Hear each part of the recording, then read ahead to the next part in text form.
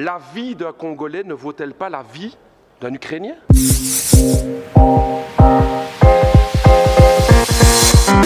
Madame la ministre des Affaires étrangères du Royaume de Belgique, je vous interpelle sur la situation dramatique du peuple congolais. Je pose la question, pourquoi la Belgique n'intervient pas? Pourquoi la Belgique n'intervient pas pour aider la tragédie du peuple congolais à l'est du Congo?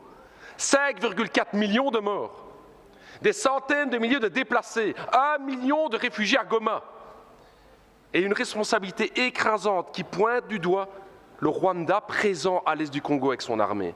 Et que fait la Belgique? Rien. Rien. Comment est-ce possible? Quand la Russie envahit l'Ukraine, à juste titre, c'est la condamnation. Ce sont les sanctions, ce sont les livraisons d'armes à l'Ukraine, mais quand il s'agit de la République démocratique du Congo, rien. On n'aide pas. La vie d'un Congolais ne vaut-elle pas la vie d'un Ukrainien? La vie d'une Congolaise ne vaut pas la vie d'une Ukrainienne? C'est la question que tous les peuples d'Afrique se posent. Pourquoi ce deux poids, deux mesures? Qu'est-ce qui se passe dans la politique belge aujourd'hui? Alors je vais vous le dire, Madame la Ministre, non seulement la Belgique ne fait rien, non seulement les États-Unis ne font rien, mais je vais me dire plus. Hier encore, l'Union européenne a signé un accord avec le Rwanda. Un accord sur quoi? La gestion durable des matières premières, nous y sommes. Le coltan, le cobalt, le nickel, le diamant, le cuivre.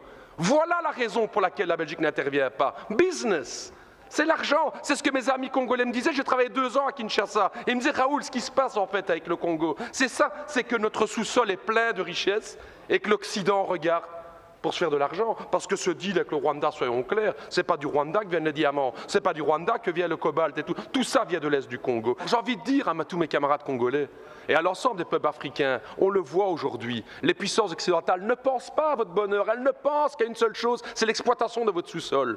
Vous pouvez aujourd'hui, vous pouvez croire à vos propres forces. J'ai envie de dire, moi, au peuple congolais, pensez à cette pensée de Patrice Emery Lumumba, cette force du Congo, justement. Pensez à Kwame Nkrumah, justement, le panafricanisme qui doit être là. Pensez à Thomas Sankara, qui disait clairement, effectivement, que les peuples africains peuvent prendre leur destinée en main. Ne comptez pas sur les gouvernements occidentaux pour vous soutenir, mais par contre, les peuples d'Europe sont à vos côtés, les peuples africains, pour vos combats, pour une vraie indépendance économique et démocratique.